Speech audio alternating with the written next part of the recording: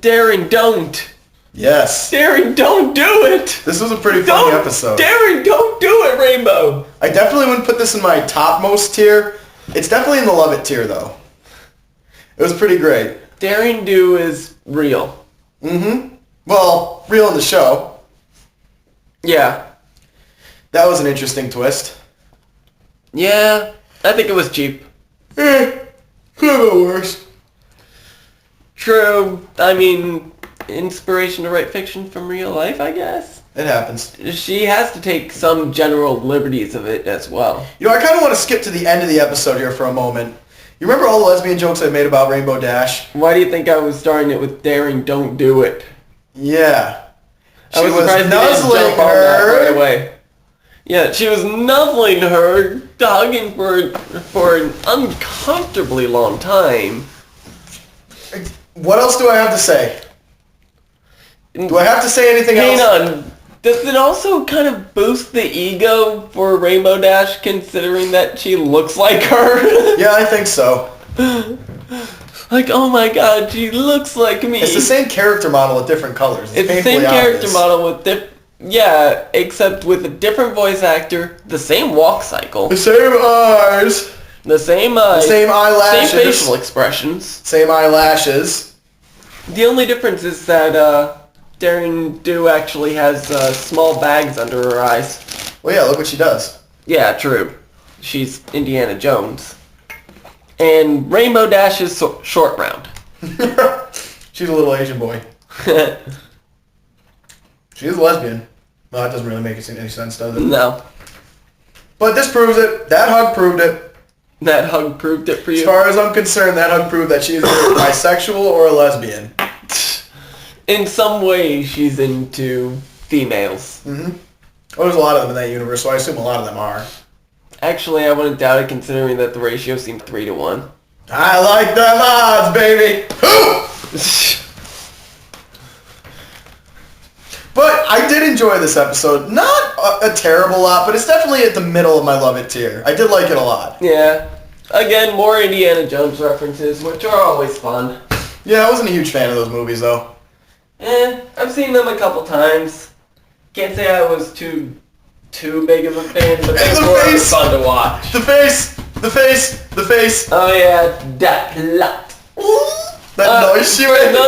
That was better than that plot, that noise she made. For those of you who don't play Minecraft, sure there it's is a public... too. I wouldn't doubt... Yeah, there's already a... Yeah, it's a meme. But yeah, the reason why he was so excited to finally see that face in the show was we play on a... I introduced him to actually the idea of watching the show after showing him how bronies are all together, which best way to do that was through a video game with him. Yes, video games. And it was with Minecraft on play.ponymc.com. You want to repeat that one? Because I'm pretty sure play.ponymc.com. Thank you. Because I'm pretty sure I stumbled a lot there. You did. And there's this one map art painting of just Rainbow Dash making the face after she said the proposal line. Yeah, after she said, "Oh, Ali Zolo, you know I love you, but I can't give you the ring until I properly proposed." And then she makes the face. I'm sorry, though. The noise she made was better than that plot. Like that squeaky noise she made. It's not even like the typical squeaky that you normally It was a fan squeak. That's exactly what it was. Yeah, it was a fan squeak. Like, I mean... Like, ooh, I just got to hear one of her one-liners. Yeah, in person. Mm-hmm. Pennywise the Clown in person and he said something cool, I'd probably do the same thing. Then I'd run in fear and probably crap my pants. Hey, Maddie, you want a balloon?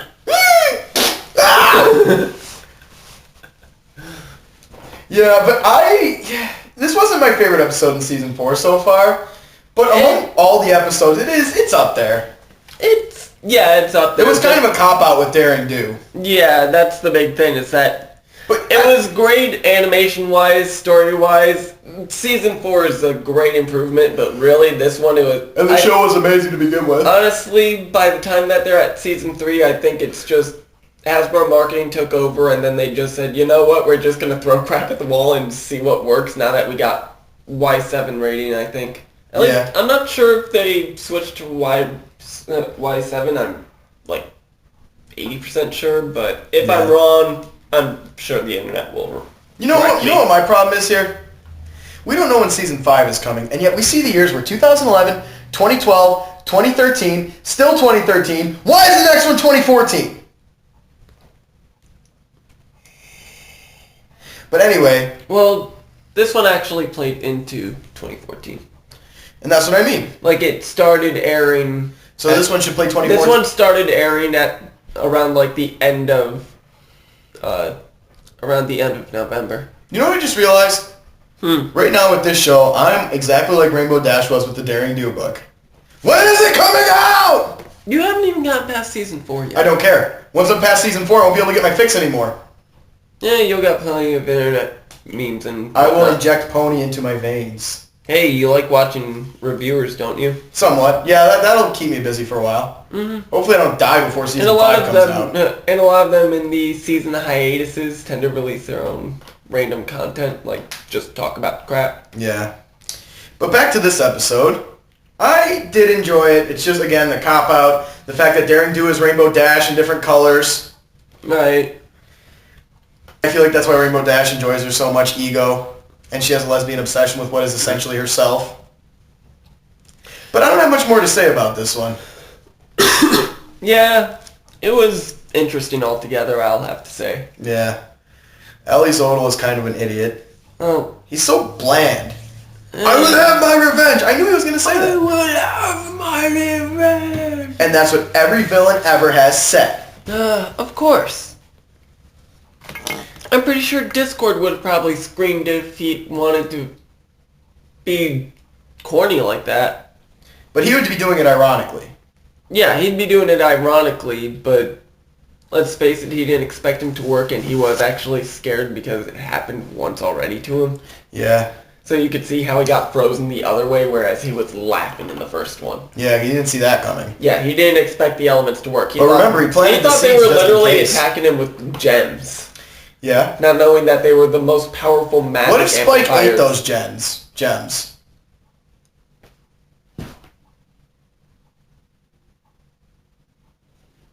I don't want to think about that. Yeah, really. He'd probably explode. Spike gets enough abuse. Let's not talk about this anymore. Poor Spike. The second most abused according to Silverquill. Who's the most abused? Well, most abused assistant. Who? Spike is the second most abused assistant. Who's number one? The butler and Archer. Oh, it's actually a list of other things. And yes. Oh my god. Yes. Yes. Yes. That guy, oh my god. Oh my god. Definitely he's number one. In all of animation. Yes, he's definitely number one. Woodbury or whatever his name was. You should actually watch Silverquill's reviews. I mean, should. since we're on season 4, that's around the time that he started reviewing, so definitely worth a watch. But seriously though, that butler, first of all, he has a heroin addiction. Because you have the same sense of humor as he does, and chances are you've seen a lot of the movies he has too, so he makes a lot of references to those. Like, say, he does an entire review as pretty much Hunter S. Thompson. Nice. He does another, he actually makes a Princess Bride reference in another. Yes. Have you seen that one? Of course. Hey, good movie. Yeah, it was pretty good. Have you read the book? Inconceivable. Have you? Inconceivable. Is that yes? That's a no. No? Inconceivable. That is inconceivable. I don't think you fully understand what that word means.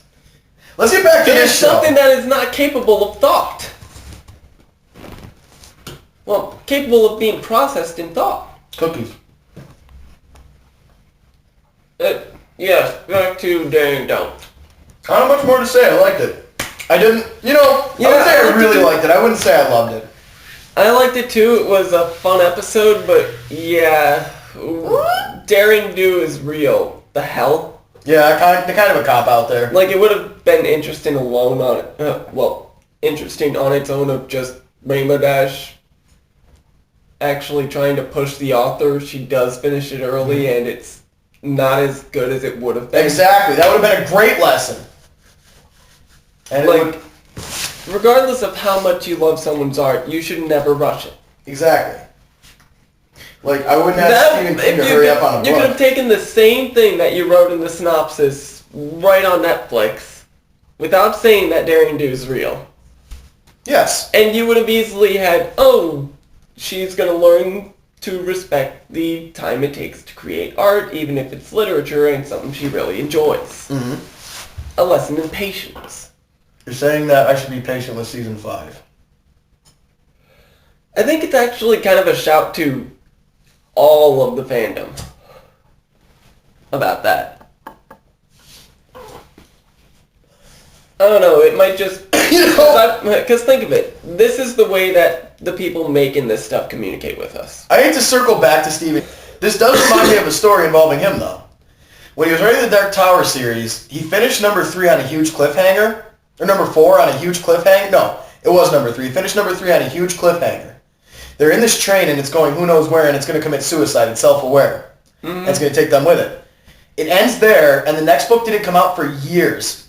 And in the back there were like these, I don't know if they were fictional or real, but letters. Like this one woman wrote him. She said, I found out I have cancer. I'd really like to know how this ends. And there were all these angry fans. And this part's true. All these angry fans were writing him letters saying, why would you leave it off there? I hate you. And of course he finished the last 3 books in 1 year. And they were good. I think he already had them finished though. He was just delaying the publishing? Yeah. Well, the last 3 all released in 2007. Number 4 released, I want to say 13 years after that. It was crazy. And they left it off on this cliffhanger, on that huge cliffhanger. And then don't follow Stephen King. You gotta read The Dark Tower, you'll love it. His stories confuse me. Well, I'm always confused, so they actually make sense to me. But let's get back to the My Little Pony. Sadly enough, the best thing that I could read, I'm not sure if it might be something wrong with my eyes or whatever, but reading a book for a long time actually gives me bad headaches, cross-eyed. That's a problem with your eyes. I have dyslexia. I have the same problem. I don't think it's dyslexia. Well, it is for me. But anyway, how far are you in the Clockwork Angels novel? 4 chapters, you said? Yeah, I'm on chapter 4. He just jumped off the caravan. Oh, and he met... I'm not going to say who he met. You'll find I out. already figured it out. You already figured out who that is? It's the anarchist. Yep. Come on, the scarred arm. Oh, because I already told you all that. Same thing with the scarred arm, yeah, you told me a lot about the anarchist already, so I kind of guessed who he was. It's not a huge spoiler. You'll find out really soon anyway. Dude, he was the first one to talk against the watchmaker. Yeah, that's how I figured it out from there too, actually, for that reason.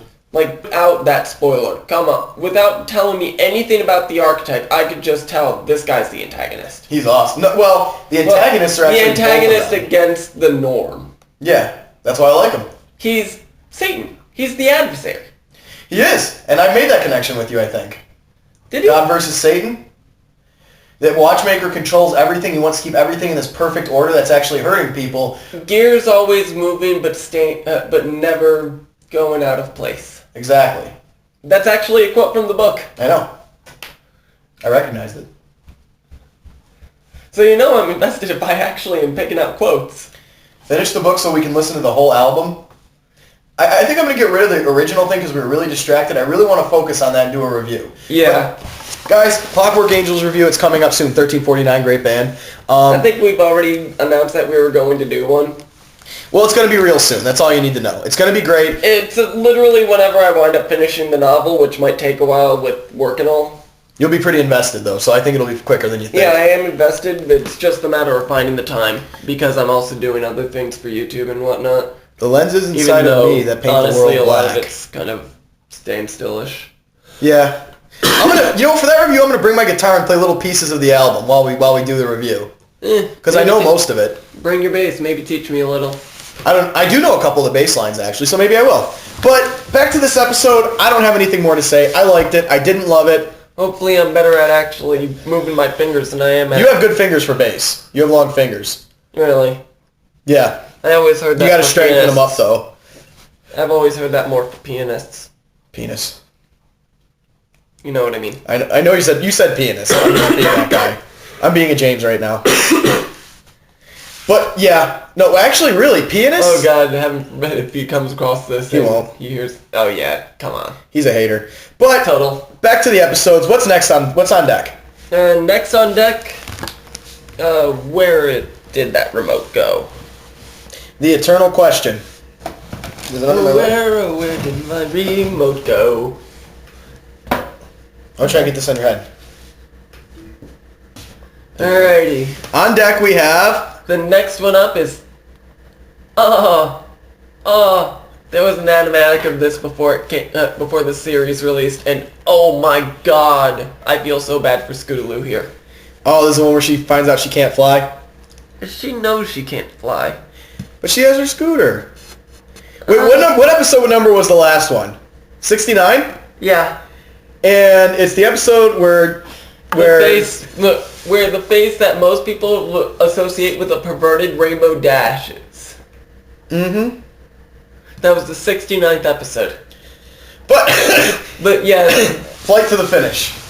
Poor Scootaloo.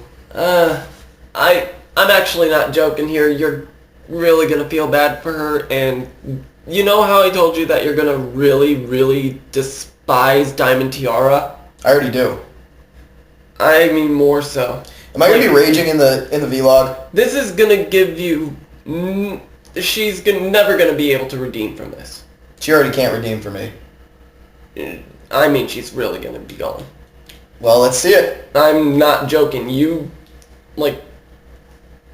Well, you know how I feel about bullying. Yeah. Yeah, no, she's like the worst kind of bully here. Well, so, we'll see you in Flight to the Finish before I start raging.